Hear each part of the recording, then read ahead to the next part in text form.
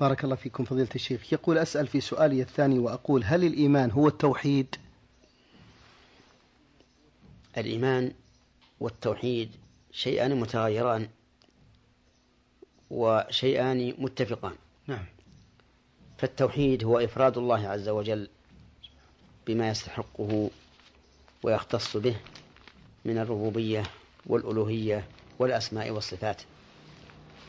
ولهذا قال العلماء رحمهم الله إن التوحيد ينقسم إلى 3 أقسام: توحيد الربوبية وتوحيد الألوهية وتوحيد الأسماء والصفات، وأن هذه الأقسام جاءت في قوله تعالى: رب السماوات والأرض وما بينهما فاعبده واصطبر لعبادته هل تعلم له سميا.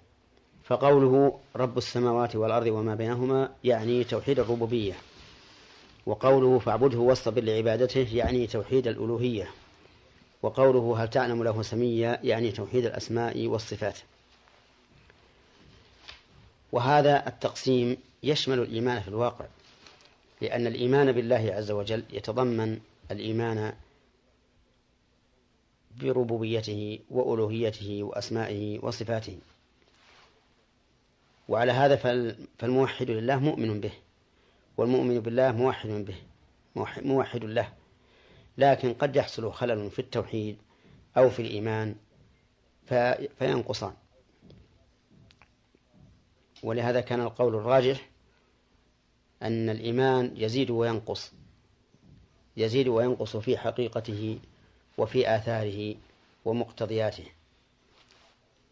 فالإنسان يجد من قلبه أحيانا طمأنينة بالغة كأنما يشاهد الغائب الذي كان يؤمن به، وأحيانا يحصل له شيء من قلة هذا اليقين الكامل.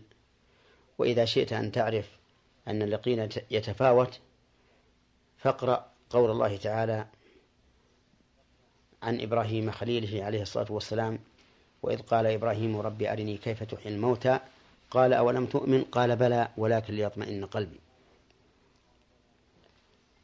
كما أنه أيضا يزيد بآثاره ومقتضياته، فإن الإنسان كلما ازداد عملا صالحا ازداد إيمانه حتى يكون من المؤمنين الخلص.